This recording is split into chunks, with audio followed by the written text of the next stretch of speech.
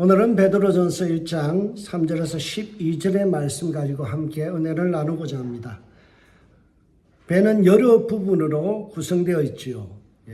배를 보면서 참 저는 감탄할 때가 많습니다.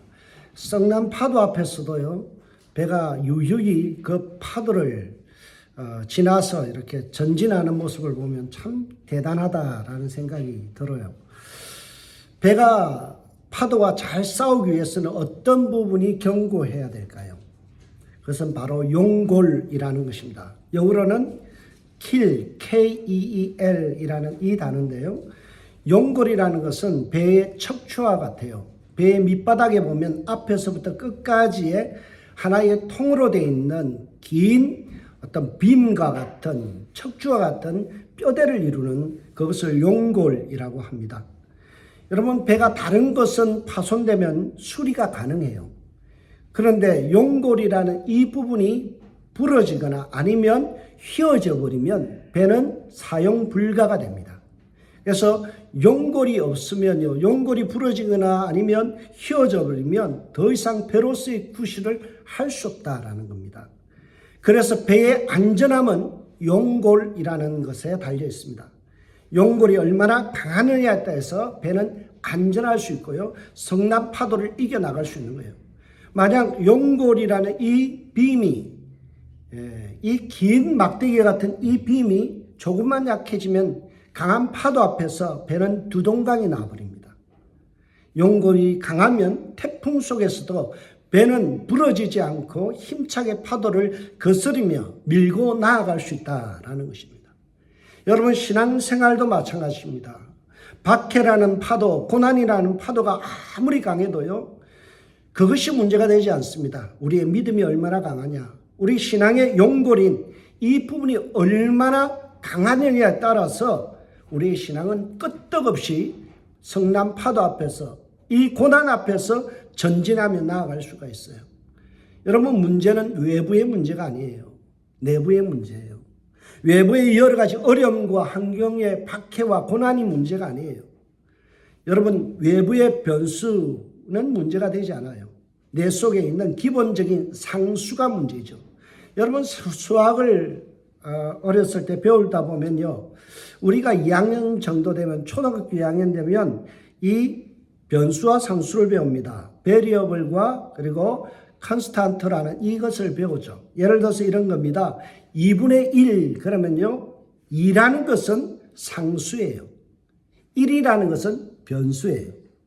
그래서 이 2분의 1 했을 때 이 부분에서 2분의 1 하면 절반이잖아요. 그런데 상수가 늘어나서 10분의 1 그러면 어때요? 완전히 변수가 줄어드는 거죠. 만일에 100분의 1 그러면 어때요? 더 줄어드는 거예요. 여러분, 변수가 문제가 아니라 상수가 문제예요. 항상 우리 인생에 있어서 믿음이라는 이 상수, 그리고 신앙이라는 이 상수가 늘어나면요, 고난이라는 이 변수들은 작아지게 되어 있다는 거예요. 여러분이 하나님을 크게 보면요, 문제는 간단해요. 근데 우리가 항상 시험에 드는 이유가 뭐예요? 하나님이라는 절대 상수를 갖다가 어때요? 무시하고 항상 우리는 변수, 여러 가지 인생에 일어나는 여러 가지 우여곡절에 거기에 마음이 뺏겨버리는 거예요.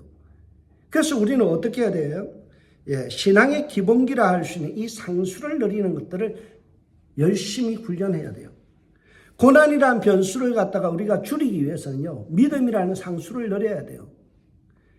여러분, 뭔가 생각해 봤어요. 여러분에게 어떤 일을 하는데, 야, 너 여기서 여기까지 절반 해 할 때 겁이 나죠. 큰 밭을 보고 너 절반을 갖다가 오늘 밭을 다 매라 그러면 어때요? 기가 죽죠. 근데 100명을 투입해서 100분의 1만 해 그러면 어때요? 일이 확 주는 거예요. 우리의 믿음이라는 것은 그래요. 우리의 절대 상수를 자꾸 늘려가는 일들을 해야 돼요. 베드로 사도는 장차 태풍같이 밀어닥칠 고난 앞에서 너희가 믿음의 용골, 우리가 포기할 수 없는 뼈대와 척추가 되어지는 기본기를 다져라 라고 말씀해요. 상수를 늘려라 라는 거예요. 오늘 본문 3절부터 12절까지 베드로가 본론을 시작하면서 첫 문장을 시작합니다. 여러분 3절에서 12절까지가 굉장히 오늘 길게 읽었죠. 그런데 이것이 한 문장이에요. 원 센텐스예요. 3절에서 12절까지가 한 문장이에요. 헬라어로 보면 한 문장으로 되어 있습니다. 거기에 보면 주동사 하나와 보조동사 2개가 나와요. 이 세 가지의 동사를 통해서 우리의 신앙의 용골, 기본기가 무엇인지를 제시해 주고 있습니다. 이 기본기가 갖춰지면 고난과 고통의 문제는 손쉽게 해결할 수 있다는 게 베드로가 지금 이 소아시아의 5교회를 향하여 전달하는 내용이에요. 그럼 그 첫 번째 용골이 되어지는 우리의 신앙의 기본기가 뭘까요? 그것은 바로 구원의 감격 속에서 하나님을 찬양하는 거예요. 찬양의 소리를 높이는 거예요. 여러분 찬양의 데시벨을 높이는 거예요. 고난이 있을 때 고난을 묵상하는 것이 아니라 하나님을 찬양하는 거예요. 그래서 3절의 첫 단어가 뭔가 하면 헬라어로는 유로겔토스라는 이 단어는요 찬양하리로다라고 번역돼요. 여러분 이 3절에서 12절까지의 주동사가 뭐라고요? 찬양하리로다. 찬양하라라는 거예요. 여러분 신앙의 고난을 받고 있는 그들에게 베드로는 뭐라고요? 너희들이 믿음의 절대 상수인 찬양을 더 강력하게 하라라는 거예요. 여러분 우리말 어순에는 이것이 번역하다 보니까 찬양하리로다가 가장 대가 있죠. 그러나 다른 성경을 보면 영어 성경도 그렇고 한국 현대어 성경 이런 거 보면 찬양하리로다라는 말이 먼저 나와요. 고난받는 그들에게 베드로는 뭐라고요? 너희의 찬양의 목소리를 높여라라는 거예요. 신앙생활에서 가장 중요한 기본기가 뭔가요? 하나님을 예배하고 하나님을 찬양하는 거예요. 여러분이 신앙이 무너지는 이유는요, 하나님을 향한 찬양과 예배가 무너져 있기 때문에 그런 거예요. 이사야 선지자는 이사야 43장 21절 통해 우리에게 말씀해요. 신앙의 기본기가 뭐라고 말씀하나요? 이 백성은 내가 나를 위하여 지었나니 나의 찬송을 부르게 하려 함이라. 우리 인생의 목적이 어디 있다고요? 하나님을 찬양하고 하나님을 예배하는 것에 있어요. 시편 147편 1절은 이렇게 말씀합니다. 할렐루야 할렐루야 하나님을 찬양하라. 우리 하나님께 찬양함이 선함이요 찬송함이 아름답고 마땅하도다. 여러분 인생을 아름답게 산다는 게 뭐예요? 내가 렉서스 시계 차고 그 다음에 나는 벤츠 차를 타는 것이 아름다운 건가요? 여러분 뭐 만스퀘어피트짜리 집에서 사는 것이 그게 아름다운 건가요? 성경은 그렇게 말하지 않아요. 무엇이 아름답고요? 하나님을 찬양함이 아름답다. 나의 행색이 남녀에도 하나님을 향하여 매일마다 찬양하는 것이 아름다운 인생이에요. 그것이 가장 하나님 보시기에 선한 인생이에요. 여러분 이건 돈 드는 일 아니에요. 이거는 내 의지를 가지고 하나님을 향하여 입을 벌려 찬양하면 돼요. 여러분 지난 일주일 동안 몇 곡의 찬양을 입술로 고백해 보셨나요? 혹시나 한 주간 동안 찬양 한 번도 안 하고 하나님을 향하여 찬양과 경배가 없이 일주일에 TV 보고 신문 기사 보고 사람들하고 전화기 붙들고 열심히 필요 없는 이야기들 전하면서 쓸데없는 말 하다가 인생을 허비하지는 않았나요? 하나님 앞에 추한 거예요. 하나님 앞에 가장 아름다운 인생은요, 바로 하나님을 찬양하는 거예요. 이것이 마땅하니라. 이게 맨데토리. 우리가 해야 될 정말 본질적인 거라는 거예요. 여러분, 이 한 주간 시작되어집니다. 돌아가셔서 매일 찬양하세요. 하나님을 향하여 입술을 벌려서 일할 때도 찬양하세요. 설거지할 때도 찬양하세요. 운전할 때도 찬양하세요. 하나님을 경배함이 아름다운 인생이에요. 여러분 돈 없어도 돼요. 자식 없어도 돼요. 다른 것 다 없어도요. 하나님을 향하여 찬양하는 입술이라면 그 인생이 나이와 상관없이 아름다운 인생인 줄 믿습니다. 여러분 사람이 얼마나 기본기가 갖춰졌는가, 얼마나 인생이 강력한가, 얼마나 그 사람이 신앙이 좋은가는요, 고난 속에도 찬양할 수 있는 영혼인가 그거 보면 알아요. 고난 닥치면요 사람들이 불평해요, 짜증내요, 힘들어해요. 신앙 없다는 거예요. 내가 믿음 없다는 거 티내는 거예요. 그러나 내게 닥쳐오는 이 고난과 어려움 속에도 묵묵히 하나님을 향하여 찬송하는 입술은요, 복된 인생이고 믿음 좋은 거예요. 왜요? 찬양한다는 것은 기본적으로 하나님을 인정한다는 거예요. 고난 가운데서 얼마나 힘차게 하나님을 찬양하는 것을 보면 그 사람의 믿음을 청량할 수 있죠. 여러분, 세상 사람들도 인생을 살면서 찬양하고 예배해요. 무엇을요? 돈을, 명예를 끊임없이 찬양하죠. 입만 벌리면 자랑하잖아요. 찬양하잖아요. 내 자식 자랑하죠. 여러분, 살아가면서 우리가 뭘 찬양해요? 하나님 찬양해요? 아니면 자식 자랑하고 나, 집, 차 이런 거 자랑해요? 내 살아가면서 하나님을 찬양해야 돼요. 우리 그리스도인들은 하나님이 주시는 거 잘 누리세요. 좋은 집에 사는 거 죄 아닙니다. 좋은 차 타는 거 좋아요. 자식 잘 되는 거 아름다운 거예요. 그러나 그거보다 더 뛰어난 게 뭐예요? 하나님 감사합니다. 하나님 찬양합니다. 나 같은 사람 구원해 주셔서 오늘도 구원의 백성으로 살아갈 수 있는 은혜 주셨음에 감사합니다. 그리고 하나님을 향하여 끊임없이 찬양하는 거예요. 흥얼거리는 거예요. 여러분, 이 찬양이 우리 영혼을 끌고 가는 기관차와 같아요. 여러분, 기차를 보세요. 가장 앞에 뭐가 있어요? 기관차가 있어요. 거기서 힘을 발해서 전기를 뿜으면서 앞으로 나아갈 때 어때요? 객차가 이끌려가는 거예요. 여러분, 인생을 살아가면서 우리 신앙이 찬양이라는 이 기관차가 멈춰서 버리면 어때요? 뒤에 있는 다른 것은 봉사나 그리고 사랑이나 섬김이나 이 모든 것들이 성경 공부나 다 스탑되는 거예요. 더 이상 움직이지 않아요. 우리 인생에서 정말 영혼이 잘 되기 위해서 하나님을 끊임없이 찬양하고 우리 인생이 정말 하나님 보시 아름다운 신앙으로 성장하고 앞으로 나아가기 위해서는 매일마다 내가 찬양하는 거예요. 찬양이 아름다운 겁니다. 그래서 베드로는 본문을 시작하면서 본론을 시작하면서 첫 단어를 뭐예요? 하나님 찬양하자. 찬양하리로다. 이 단어를부터 시작하는 거예요. 이게 본동사예요. 이게 주예요.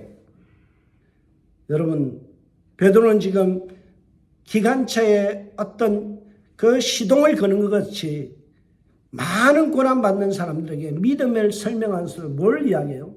찬양이 곧 너의 신앙의 전부다라는 거예요. 너희가 낙심에 빠져드느냐, 너희 환경이 어려우냐, 네가 고난을 당하느냐, 어려움이 있느냐, 그러면 찬송하라라는 거예요. 시편 105편 2절에서 3절을 보세요. 거기에 노래하며 그를 찬양하며 그의 모든 기사를 말할지로다. 그 성호를 자랑하라. 물은 여호와를 구하는 자는 마음이 즐거울지로다. 여러분, 하나님을 향하여 그를 찬양하며 그 기사를 말하며 하나님 자랑하고요, 하나님 찬양하며 어떤 유익이 있다고요?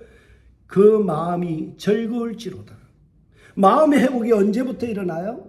찬양할 때. 하나님을 인정하고 하나님을 찬송하며 우리의 마음의 회복이 일어납니다. 여러분, 우리가 이렇게 생각할 수 있죠. 나 힘들어 죽겠는데 왜 내가 힘들어 죽겠고 고난받아서 아프고 슬프고 지금 미칠 것 같은데 왜 찬양하라고 그래요? 찬양하는 것, 내 그럴 여유가 없어요. 내 마음에 찬양이 일어날 여유가 없어요. 그렇게 우리는 반문할 수 있잖아요. 그런데 찬송은 우리의 영혼을 맑게 하고 그 결과 우리로 하여금 하나님의 사람이 되게 해요. 이규현 목사님 쓴 평온의 숲으로라는 지난달에 제가 추천 도서를 올린 이 책을 읽어보면요, 마음의 중심이 쉽게 흔들리는 이유, 우리가 시험 들고 낙심되는 이유가 뭐라고요? 포커싱, 초점의 문제라는 거예요. 욕심이라는 것은요, 우리 마음이 주님께로 향하지 아니고 여러 가지 다초점으로 만들어봐요. 여러분, 제가 자꾸 성경을 읽을 때 실수하는 게 많아요. 왜요? 제 눈이 이 더블 포커싱이에요. 눈에 좀 문제가 있어요. 그래서 글자를 보면 이것이 겹쳐서 보여요. 어른어른하게 보여요. 다초점의 문제예요. 그래서 안경을 쓰게 되면 이것이 초점이 모아져요. 그래서 제가 안경을 쓰고 성경을 읽으면 제법 똑똑하게 읽는데 안경 벗고 나면 눈에 뵈는 게 없어요. 어른어른해요. 여러분, 우리 인생을 살아가면서 우리 영혼이 시험에 들고 낙심에 빠지는 이유는 초점의 문제예요. 하나님에게 초점을 맞추지 않고 세상의 여러 가지의 초점을, 자식에게, 사업에게, 남편에게, 이런저런 초점들이 주님께 모여지지 않고 내 삶의 여러 가지 다 초점으로 되다 보니까 그것이 염려로 돌아온 거예요. 여러분, 염려라는 말이 메림나라는 단어인데요, 그 말의 뜻은 나누어지다, 그런 뜻이에요. 여러분의 마음이 나누어지면 염려가 더 강해지는 거예요. 근데 우리 마음이 한 곳으로 모이게 하는 것이 뭐라고요? 찬양이라는 거예요. 우리가 찬양을 하게 되면, 하나님을 찬양하면요, 우리의 마음의 중심이 구원의 감격 속으로 들어가요. 은혜 속으로 집중돼요. 하나님께로 집중돼요. 베드로는 이 사실을 3절을 통해서 이야기합니다. 찬송하리로다 라고 해놓고 뭐라고요? 우리 주 예수 그리스도 아버지 하나님을 찬송하리로다. 그의 말이시 긍휼대로 예수 그리스도를 죽은 자 가운데서 부활하게 하심으로 말미암아 우리를 거듭나게 하사 산 소망이 있게 하시며 라고 말씀하죠. 여기에 보면 찬송을 하게 되면 그리스도 예수를 통해서 하나님 아버지가 내게 아버지 되심이 발견이 되어져요. 그분의 많으신 긍휼이 눈에 들어오기 시작해요. 부활의 능력이 우리 속에서 발견되어져요. 우리가 거듭난 것, 산 소망의 사람이라는 것들이 발견되어져요. 찬송을 통하여 우리의 시각이 어디로 초점이 맞춰져요? 구원에게로, 천국의 소망에게로, 하나님에게로 우리의 시선이 자꾸 집중되는 거예요. 크신 하나님, 우주 만물을 지으신 하나님을 바라보는데 세상의 극간 문제는 뭐예요? 별거 아니에요. 베드로가 지금 3절을 통해서 이런 말을 하는 거예요. 너희는 하나님 아버지의 많은 긍휼을 입고 예수 그리스도를 믿어 거듭난 자들이다. 이 천국 소망을 가진 이 가치 있는 인생을 살아가는데 뭐가 더 부럽고, 뭐가 왜 너희 마음속에 고단하며 왜 기가 죽느냐? 그러면 너희들이 예수 믿는 거 하나면 충분한 거 아니냐? 이 말을 하는 거예요. 네가 찬송하다 보면 너 속에서 구원의 감격이 일어나는데, 천국이 눈에 보이는데, 하나님이 내 아버지로 여겨지는데 왜 세상이 걱정이 되어지고 세상의 어려움들 때문에 너희들이 그렇게 콧받들이고 사느냐? 여러분, 우리가 받은 구원은 너무나 보배로운 거예요. 사자성어 중에 이런 말이 있어요. 무가지보, 무가지보. 무슨 뜻인가 하면 가치를 잴 수 없는 보물, 그런 뜻이에요. 우리 한국어로 치면요, 예를 들어서 그 직지신경이라든지 이런 거는요, 세계에서 가장 먼저 활자로 찍힌 거잖아요. 이거는 가치를 따질 수가 없어요. 훈민저금, 해례본 이런 거는요, 돈으로 가치를 따질 수 없는 거예요. 유일무이하기 때문에.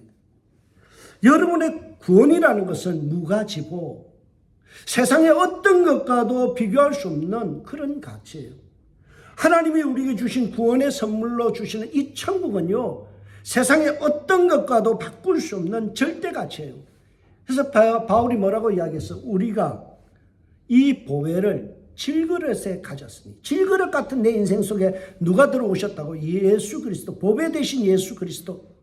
그 엄청난 분이 내 속에 있는데 내가 왜 뭐예요? 꿀려요.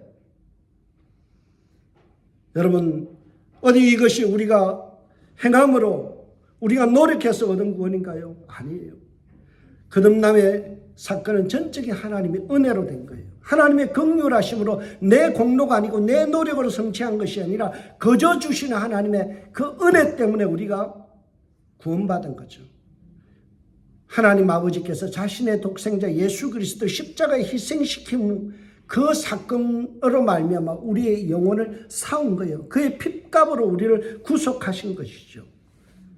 그래서 성도는 어떤 것이 주어졌어요? 산 소망, 리빙 호프가 주어졌다는 거예요.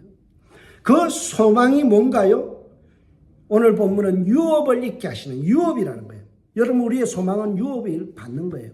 이 유업이 뭘까요? 헬라어로 보면 유업이라는 말이 클레오로미아라는 이 단어를 썼어요. 이 단어는 구약 성경을 번역할 때, 헬라어로 번역할 때요, 어떨 때 사용하는가 하면 유대인들의 땅을 분배할 때, 그 땅을 이야기할 때, 그러니까 이스라엘 땅 가장 밑에 있는 브엘세바에서 북쪽에 있는 단까지 이스라엘의 땅 전체를 이야기할 때 이 클레로노미아라는 유업이라는 단어를 써요. 아니면 그 지파 속에서 어떤 성이라든지 지역을 갖다가 이야기할 때 한 지파에게서 분배받은 땅 그럴 때 그것을 클레오노미아, 이 유업이라는 단어를 썼어요. 이스라엘 백성들은 40년 동안 광야에 뺑뺑이 돌다가 겨우겨우 들어가서 젖과 꿀이 흐르는 땅을 밟기 시작해요. 그 땅을 갖다 몇백 년 동안 싸우면서 그래서 다윗 시대가 되었을 때 비로소 거의 땅을 다 정복해 들어갑니다. 수백 년의 그 노고와 열심을 다하여 얻은 이 부동산, 이게 유업이란 말이에요. 그런데 그토록 애쓰고 애지중지하며 획득했던 유대인의 땅이 어떻게 됐나요? 그들의 유업이 어떻게 됐나요? 다 파괴되고 빼앗겨버렸어요. 유업의 심장이라고 할 수 있는 예루살렘 성전은 돌 위에 돌 하나 남지 않고 다 로마 군대에 의해서 파헤쳐져 버렸어요. 성전에는요, 돼지 피를 뿌려버렸고요. 그리고 제우스 신상을 그 안에다 갖다 넣었어요. 얼마나 더럽혀졌어요. 다윗의 그 왕궁, 화려했던 그 왕궁, 금으로 만들었던 그 왕궁들은 다 파헤쳐지고 다 벗겨져서 금은 다 도둑맞았죠. 솔로몬의 그 영광스러움 다 사라져버렸어요. 그들은 영원할 줄 알고 사모했던 그 유업, 클레오노미아, 이것을 그들은 정말 사랑했어요. 애지중지했죠. 목숨같이 여겼어요. 그러나 그들이 그렇게 소중히 여겼던 유업은 하루아침에 다 사라졌어요. 그러나 예수님께서 우리에게 주시는 유업, 하나님께서 예수 그리스도를 믿는 자에게 주시는 이 거듭난 자에게 주시는 유업은 어때요? 영원 불변한 거예요. 절대로 빼앗기지 않는 거예요. 하나님이 우리에게 주신 유업은 썩지 않고 더럽지 않고 쇠하지 않는 불변의 천국이다라고 오늘 사전은 명확히 이야기하죠. 썩지 않고 더럽지 않고 쇠하지 않은 유업을 있게 하시나니, 누가 그 유업을 받아요? 예수 믿은 우리가. 여러분이 천국의 유업을 받게 된다는 거죠. 이것은 어떤 위협이 와도, 태풍이 불어와도, 인생이 파탄나도, 여러분 인생이 뱅크럽 당해도 어때요? 그 유업은 뺏기지 않는다는 거예요. 여러분의 산업이, 여러분의 어떤 비즈니스가 다 거들날 수 있어요. 인생이 파탄나서 여러분이 병들 수도 있어요. 가정이 완전히 파괴될 수도 있어요. 그러나 여러분에게 절대 뺏기지 않는 한 가지가 있는데 그게 뭐라고요?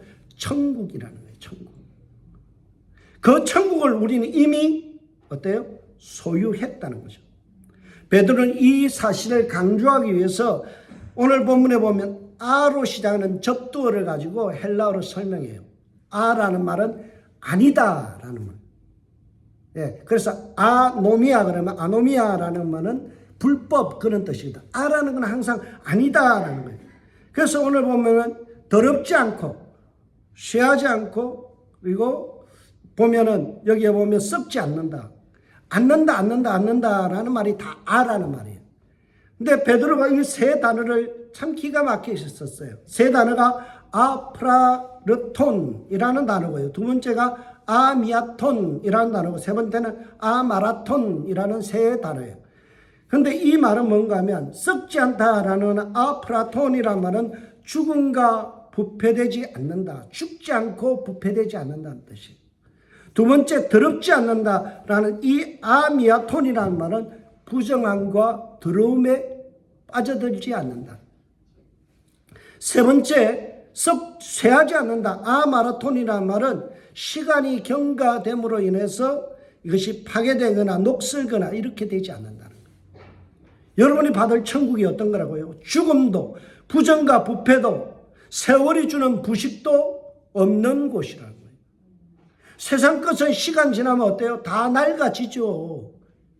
여러분 인생 마음은 이팔 청춘이지만 70, 80 넘어가면 어때요? 몸은 낡아져요. 달리고 싶어도 뛰어지지 않아요. 힘을 쓰고 싶어도 어때요? 힘이 주어지지 않아요. 그게 인생이란 말이에요. 우리 인생은 쇠하여집니다. 있던 재산도 날아가 버려요. 믿었던 자식도 때로는 실망시켜요. 나의 자랑거리였던 아들들도 어때요? 딸들도 어느 날 보면 그냥 사라져버려요. 부끄러움의 대상이 될 때가 있어요. 그러나 우리가 받는 천국은 어때요? 결코 더럽지 않고 쇠하지 않고 없어지지 않는 절대 천국, 썩지 않는 곳이라는 거예요. 그 천국을 성도는 이미 받았다는 거죠. 불변의 천국을 여러분은 소유했다는 거예요. 베드로가 사절을 통하여 이렇게 이야기합니다. 너희를 위하여 하늘에 간직하신 것이니라. 그런데 이것이 보면 동사로 보면 완료 분사형으로 되어 있어요. 완료 분사라는 말은 어떤 거예요? 이미 완료됐는데 그것이 계속 이어지는 거예요. 여러분의 천국은요, 앞으로 받을 것이 아니라 이미 받았다라는 거예요. 그것을 지금도 누린다는 거죠. 하나님이 우리를 구원하시는 그 순간부터, 내가 예수 믿는 순간부터 여러분은 어떻게 됐다고요? 천국 백성으로서 오늘도 살아가고 있다는 거예요. 5절의 말미에 보세요. 말세로 나타나기를 예비하신 구원을 얻기 위하여 하나님의 능력으로 보호하심을 받고 있는 존재다라고 이야기해요. 하나님은 지금 천국 올 때까지 네 마음대로 살아, 아니면 너 능력껏 살아, 그러지 아니하고 어떻게 해요? 하나님의 그 강력한 능력으로 우리 성도들을 붙들고 계신다는 거예요. 주님께서 보호하시는 존재는. 여러분 3절에서 12절이 한 문장이라고 그랬잖아요. 그래서 5절에서 뒤에 있는 10절과 12절로 이어져서 설명하는 것도 유익한 해석입니다. 10절에서 12절은 두 가지 이야기예요. 첫째는 우리가 누리는 완벽한 구원이 얼마나 탁월한 것인가를 이야기하는데요. 첫 번째 보면요, 구약의 예언자들이 연구하고 살폈던 것이래요. 뭐가요? 우리가 받은 구원이라는 이 주제가. 나는 그것을 누리고 있는데 구약의 선지자들은 그것을 누리지 못하고 뭐 했다고요? 열심히 연구만 하다가 끝났다는 거예요. 구약의 그 유명한 선지자, 모든 선지자가 뭐예요? 많은 선지자가 주제로 삼고 열심히 연구했어요. 그러나 그것을 우리처럼 완벽하게 누리지 못했어요. 왜요? 예수 그리스도가 이 땅에 오시지 않았기 때문에. 그러나 예수 오시고 나서 우리가 예수를 믿는 자는 어때요? 이미 그 구원을 완벽하게 누리는 존재라는 거예요. 누가 더 나아요? 구약의 선지자가 부러워요? 우리가 부럽겠어요? 우리가 부러운 존재. 두 번째 12절에 뭐 이야기해요? 천사들도 흠모하며 살펴보기를 원했던 주제가 구원이라는 거예요. 천사들도 흠모했던 그 구원이라는 이 주제를 너희는 누리고 있지 않느냐는 거예요. 너희는 이미 소유하지 않았느냐는 거죠. 이미 너희는 그것을 완벽하게 누리고 있다는 거죠. 그래서 많은 목사님들이 이 본문을 설교할 때요, 설교의 제목을 뭐라고 정하는가 하면 성도의 영광스러움이라고 해요. 성도의 특권이라고 이야기해요. 여러분, 오늘 여러분 이 자리에 앉은 모든 성도들은 어떤 특권과 아름다움이 있어요? 구원의 백성이라는 거예요. 세상 것은 잃어버릴 수 있지만 나의 받은 이 구원은 흔들릴 수 없고, 영광스러운 이 구원은 어때요? 평생 없어지지 않고 다하지 아니하고 천국 가서도 누릴 그 구원이죠. 그래서 우리가 어떻게 해야 돼요? 그 은혜 감사하여 찬양하라는 거죠. 거듭난 성도에게 천국은 허상이 아니에요. 실제라는 거죠. 여러분, 이것을 베드로는 살아있는 소망, 리빙 호프라고 이야기합니다. 여러분에게 하나님 무가지보, 세상에서 어떤 거와 바꿀 수 없는 구원이라는 이 귀한 선물을 우리에게 주셨어요. 여러분, 남자들이요, 목소리가 밖에 나서 커질 때가 있어요. 왜 커질 때가 있는 줄 아세요? 호주머니에 돈이 던던히 들어있으면. 그렇죠. 어디 가서요, 꿀릴 게 없잖아요. 어디 가서 식당 가서요, 호주머니가 비어있으면 어때요? 조금 시키는 것도 눈치 보이고요. 이러죠. 근데 어떤 부분에서 수입이 있어서 든든해요. 그러면 친구 만날 때 어때요? 든든하잖아요. 가진 게 있으니까. 사람은 믿는 구석이 있으면 당당해져요. 사람은 뭔가 가지고 있으면 어때요? 든든해요. 여러분, 세상의 것은 내 지갑에 있는 돈은 도둑 맞을 수 있어요. 내 은행에 있는 돈도 뱅크럽 당할 수 있어요. 그러나 여러분의 인생 속에 있는 이 구원이라는 것은 결코 없어지지 않는 거예요. 이 엄청난 것을 가지고 있는 거죠. 이 엄청난 구원인 것을 내가 가지고 있기 때문에 어때요? 세상 앞에서 쫄 필요가 없어요. 주눅들 필요가 없어요. 세상 앞에서 내가 기죽을 필요가 없어요. 여러분 찬양 가사에 보면 이런 가사가 있죠. 어찌 찬양 안 할까? 여러분 믿을 구석이 생겼어요. 하나님이 나의 아버지 됐어요. 예수 그리스도의 보혈의 피로 거듭나서 천국 백성 되었어요. 하나님의 능력의 손으로 오늘도 붙들림 받아서 보호하심을 받는 자로 살아가는 존재예요. 왜 기가 죽었어요? 왜 당당하지 못하세요? 돈 좀 가진 사람 앞에서 왜 당당하지 못하세요? 배운 사람 앞에서 왜 기가 죽으세요? 하나님이 내 안에 계신데 우주를 만드신 그분이 나의 주인 되시고 내 아버지 되시고 나의 삶의 인생에 들어오셔서 나를 보호하고 계신데 뭐 때문에 우리가 기가 죽어요? 기 죽을 필요 없다는 거예요. 환난아 내게 오느라 당당할 수 있다는 거죠. 그래서 찬양하다 보면 그 믿음이 생겨요. 그 믿음이 회복돼요. 여러분 이 한 주간 찬양을 통하여 여러분 속에 끊임없이 밀려 들어오는 이 고난의 파도들 다 물리치고 당당하게 인생의 항해를 멋지게 하는 한 주간 되시길 주의 이름으로 축복합니다. 두 번째로요, 성도의 신앙생활에서 용볼과 같은 뼈대가 되는 게 있어요. 그게 뭔가 하면 신앙의 공리, 악시움이라는 영어로 쓰죠. 악시움, 공리. 공리라는 말은요, 철학에서 쓰는 말인데요. 공리라는 말은 당연한 이치, 그런 말이에요. 당연한 이치. 여러분 신앙생활 하면서 당연한 이치로 받아들여야 될 공식이 있어요. 공리. 이게 안 되는 사람이 있어요. 그래서 시험 드는 거예요. 여러분 초등학교 들어가면요. 산수 시간에 뭐부터 배워요? 2는 4, 2, 4, 8, 2, 5, 10 이거 배워요.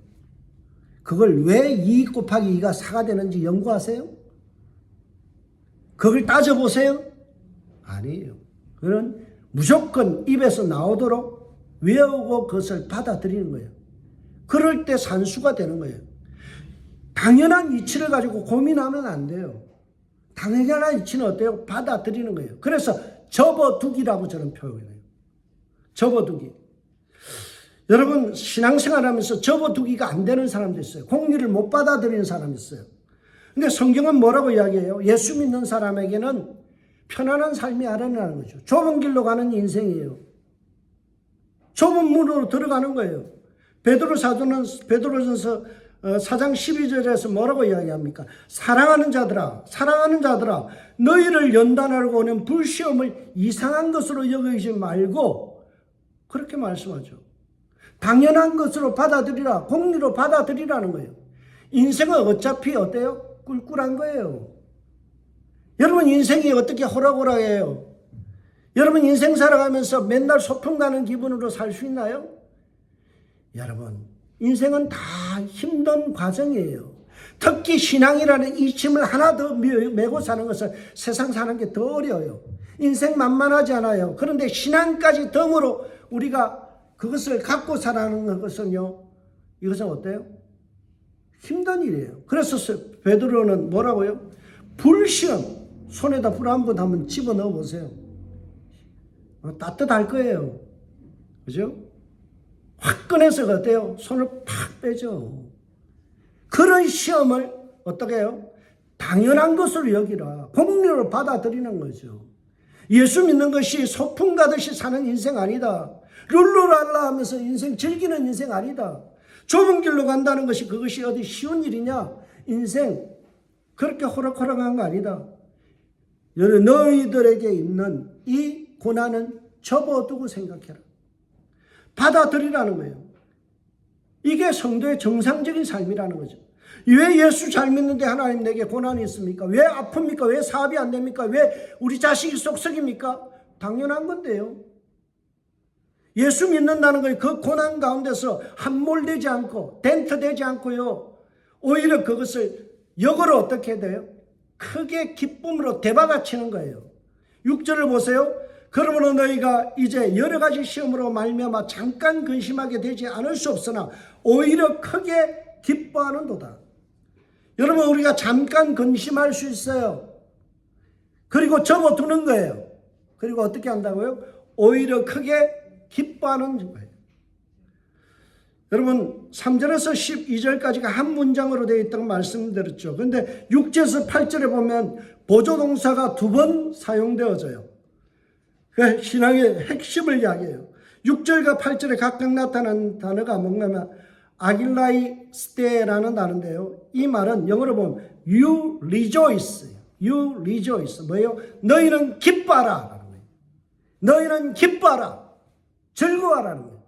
여러분 인생 꿀꿀한데 인생 살아가는 게 힘든데 어떻게 기뻐해요? 그러나 접어두기가 되는 사람은 어때요? 기뻐할 수 있어요. 힘든 과정 속에서도 여러 가지 시험으로 말미암아 잠깐 근심은 할 수 있어요. 시험에 들 수 있어요. 낙심할 수 있어요. 그러나 거기에 텐트 되지 않는 거예요. 함몰되지 않는 거예요. 영혼이 거기서 허우적거리는 것이 아니라 그래 인생은 그런 거야. 눈물 골짜기를 지나는 거야. 인생은 항상 어려움이 있어. 그것을 딱 접어두고 생각하는 거예요. 무엇으로요? 믿음으로 생각하는 거죠. 믿음의 관점에서 다시 보는 거예요. 그러면 어때요? 기쁨이 되어져요. 크게 기뻐하는 거죠. 그래서 6절과 8절에서 You rejoice. 너가 정말 기뻐하라는 거예요. 신앙의 용골이 뭐라고요? 첫 번째는 찬양하는 거예요. 두 번째는 뭐예요? 항상 기뻐하는 거예요. 접어두기가 될 때 기쁨이 되어져요. 항상 분석하면 어때요? 내 인생은 너무 힘든 거예요. 왜 나는 이렇게 힘들어야 돼요? 왜 나는 이렇게 자꾸만 시간 걸어갈 때 너무나 버거워요? 그러면 어때요? 답이 없어요. 내 자식은 왜 이렇게 속을 썩여요? 자기가 나갔었으니까. 어때요? 책임져야 되잖아요. 그러니까 어때요? 힘들죠. 그거 당연한 거예요. 자식 놓는 순간부터 그 아이를 책임져야 되는 건 부모의 어때요? 특권이면서 그것은 해야 될 의무잖아요. 그런데 우리가 자꾸 그 자식을 보고 왜 너는 나에게 속썩이냐? 그럼 낳지를 말든지. 자기가 좋아서 낳아놓고 어때요? 책임져야 될 것을 접어두지 않으니까 어때요? 자식하고 사이가 나빠지는 거예요. 신앙의 접어두기가 돼야 돼요. 공리를 받아들일 줄 알아야 돼요. 항상 기뻐하는 신앙이 되려면요. 그래 인생은 어차피 힘들다. 힘든지만 내가 믿음의 사람이기 때문에 어때요? 접어두고 어떻게 한다고요? 기뻐하는 거죠. 왜 기쁨이 될까요? 왜 찬송할 수 있을까요? 그것은 오히려 내가 하나님 앞에서 내 신앙을 보여드릴 수 있는 찬스가 되거든요. 그래서 고난을 통해서 내 믿음의 확실함을 보여줄 수 있는 기회가 되기 때문이라는 거죠. 7절을 보세요. 너희 믿음의 확실함은 불로 연단하여도 없어질 금보다 더 귀하여 예수 그리스도에 나타나실 때 칭찬과 영광과 존귀를 얻게 할 것이니라. 오늘 본문은 분명히 이야기합니다. 5개 성도들의 믿음이 어떻다고요? 확실했다는 거예요. 그들은 고난 앞에서 고난에 완전히 함몰되지 않았어요. 거기에 빠져서 허우적거리지 않았어요. 어떻게 한다고요? 그들은요 믿음의 확실함을 보여줬어요. 그래서 불로 연단하도 하는 그 순간에도 없어지지 않는 금과 같은 정금 같은 신앙이 나와서 하나님 앞에 칭찬과 그리고 영광과 그리고 존귀로 존재로 드러났다는 거죠. 여러분 소아시아의 5교회 성도들은요 고난 앞에서 콧바뜨리고 나 힘들어요 죽겠어요 그러지 않았어요. 어떻게 했다고요? 그래 이거는 기회다. 내 믿음을 보여줄 수 있는 절호의 찬스다. 하나님 보세요. 내가 하나님 은혜 받은 자로서 얼마나 멋진 인생인지 하나님 지켜보세요. 나 주님 앞에 내 신앙을 한번 보여드릴게요. 그리고는 5교회 성도들은 어떻게 해요? 하나님 앞에 칭찬과 영광과 존귀함을 보여줬어요. 그래서 그들의 믿음은 확실했다는 거예요. 여러분 시험을 칠 때요. 시험 준비가 잘 된 사람은요. 시험이 두렵지 않아요. 내 실력을 보여줄 수 있는 기회로 삼죠. 저는 머리가 나빠요. 그래서 시험 칠 때는요. 비스켓 먹고 커피 하나 가지고 거의 날밤을 새웠어요. 그래서 거의 성적이 좋아요. 대학원 때 올 A로 전부 다 졸업했고요. 또 대학원 나와서도 올 A로 다 졸업했습니다. 미국 가서도요. 제가 영어가 잘 되는 사람 아니에요. 근데 어떻게 했는지 아세요? 죽으라고 공부하는 거예요. 다 외우는 거예요. 답안지를 갖다가 예상 문제를 한 5, 6개를 뽑아가지고 그걸 영어로 영작해가지고 그걸 달달달달 외워요. 자신 있는 거예요. 예상 문제 딱 가지고 들어가면요. 분명히 나와요. 그럼 답 다 써놓고 나오면 어때요? 기뻐요. 시험을 들 때요. 실력이 갖춰진 사람, 그런 사람은 어때요? 내가 준비된 사람은 어때요? 시험이 두렵지 않아요. 기쁨의 장소가 되고요. 그거 쓸 때 얼마나 기쁜지 아세요? 그래, 내가 예상 문제 나왔다.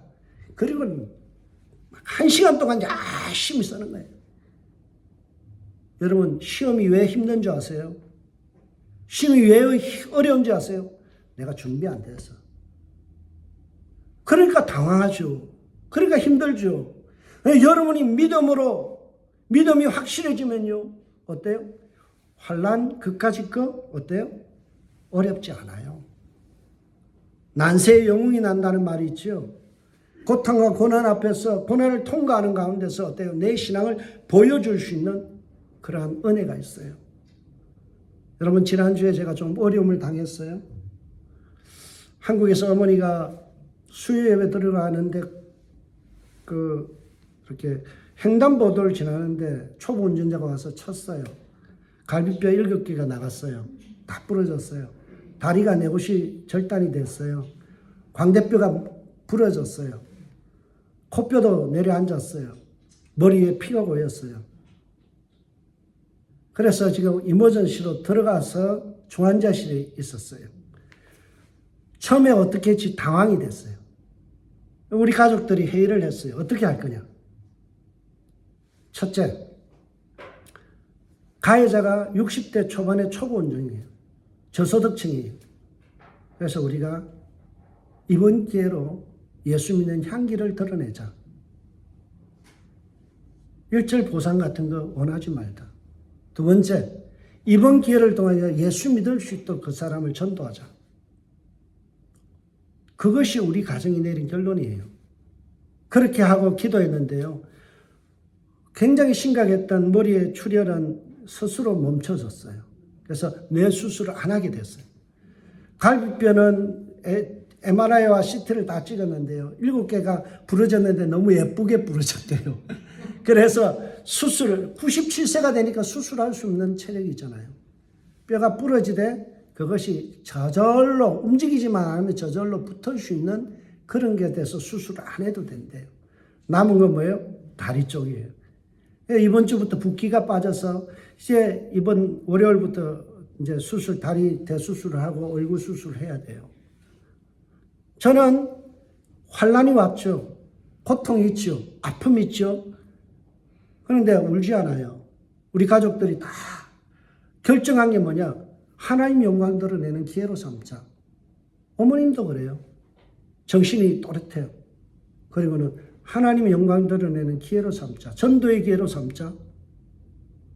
어떻게 하면 그 영혼 구원할 것인가? 와서 울고불고 하며 매달리는 그 가해자를 우리가 되려 사랑하고 품어줬어요. 여러분, 실력이 있으면요, 여유가 생겨요. 믿음이 있으면 어때요? 고난 앞에서도 의연해져요. 우리가 안 되는 게 뭐예요? 접어두기가 안 되는 거예요. 어머니 어차피 돌아가시는 거예요. 때가 되면 인간은 언젠가 한 번은 가요. 하나님 앞에 서요. 그러나 우리가 그 순간에 뭘 해야 돼요? 믿음으로 그리스도인으로 살아내는 향기는 무엇인가를 생각하는 거예요. 어떻게 죽을 것인가를 생각하는 거죠. 어떻게 하나님의 영광을 드러낼 것인가, 고난 앞에서 어떻게 의연하게 믿음으로 보여줄 것인가 하는 거예요. 유대인들이 집회에서 이런 말을 남겼어요. 아들아, 내가 주님을 섬기려면 스스로 시련에 대비하여라. 내 마음을 굳게 가지고 동요하지 말아라. 역경에 처해서도 당황하지 말아라. 영광스러운 마지막 날을 맞이하기 위하여 주님께 매달려 떨어지지 말아라. 실로 황금은 불 속에서 연단되어지고 사람은 굴욕의 화덕에서 단련되어진다. 하나님을 기뻐하라. 유대인들이 자식들에게 가르치는 거예요. 고난 가운데서 고난에 빠져서 아이고 이거 어떡하나 하지 말고요. 하나님 앞에 영광 돌릴 걸 생각하고 이게 내가 단련받는 기회구나. 하나님 믿음을 보여주시는 우리의 신앙이 예수 믿는다고 하면서 믿음 있다고 하면서 그냥 전전긍긍하고 막 울고 불고 하는 것이 아니라 그런 가운데서도 내가 예수 믿는다는 그것을 보여주는 거예요. 여러분 바울과 신하는 옥중에서 매를 맞고 한밤중 12시에 어때요? 찬송하고 기도했어요. 피투성이가 된 그 몸으로 찬송했어요. 찬송할 수 없는 몸으로 찬송했어요. 옥중에서 찬송했어요. 그게 가능한 일이에요? 그러나 자기의 믿음을 보인 거예요. 그러니까 하나님께서 옥문을 열어주시잖아요. 여러분 인생은요 어차피 고난의 연속이에요. 파도가 밀려와요. 그럴 때 어떻게 해야 돼요? 나의 믿음을 키우는 거예요. 믿음이라는 상수를 늘리는 거예요. 찬양이라는 상수를 늘리는 거예요. 기쁨이라는 절대 상수를 늘리는 거예요. 그러면 어때요? 고난은 작아지는 거예요. 믿음으로 이겨낼 수 있는 거예요. 기쁨으로 그 일들을 감당할 수 있는 거예요. 할렐루야 할 수 있는 거예요. 여러분이 그게 안 되는 이유는 내가 신앙에 접어두기가 안 되기 때문에 그래요. 여러분 인생 어차피 접어둬야 돼요. 자식 접어두세요. 사업 접어두세요. 힘든 거 다 접어두세요. 그리고 주님만 바라보세요. 그러면 찬송이 나와요. 내 받은 구원이 너무나 감사해서 기뻐서 찬송하고 이 사명 감당하는 거예요. 여러분도 오늘도 주님 안에서 신앙의 용골, 뼈대, 척추를 바로 세우세요. 그리고 찬송과 기쁨으로 살아가세요. 접어두세요. 고난 가운데서 접어둘 건 접어두시고요. 그리고 내가 믿음으로 어떻게 리액션 할 것인가를 여러분 고민하면서 기도하세요. 그러면 하나님 길을 열어주세요. 하나님께서 하실 일들을 찬양하고 기뻐하세요. 그것이 우리가 신앙다운 삶을 살아가는 비결입니다. 오늘 이 말씀 붙들고 여러분의 인생이 아름다워지시길 주님을 축복합니다. 기도하겠습니다.